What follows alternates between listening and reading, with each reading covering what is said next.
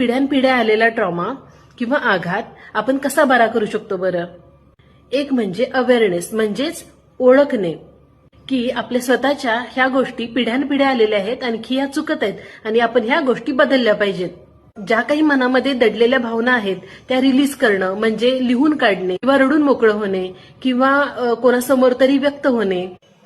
Third म्हणजे inner child healing, म्हणजेच लहानपणीचे जे आघात आहेत मनावरती झालेले त्या गोष्टी रिलीज करणे किंवा लिहून काढणे किंवा त्या जखमा बऱ्या करण्याचा प्रयत्न करणे. जे पूर्वी लहानपणी आपल्याला ज्या गोष्टी मिळाल्या नव्हत्या त्या गोष्टी आत्ताच्या कंडिशनमध्ये स्वतःला मिळवून देणे.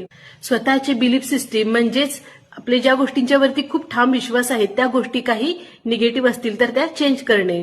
म्हणजे स्वतःला रिस्पेक्ट देणे, स्वतःची किंमत करणे. मी दुःख झेललं पाहिजे यापेक्षा मला ही सुख, शांती, समाधान ह्या गोष्टी मिळायला हव्यात, ह्या गोष्टीची जाणीव होणे.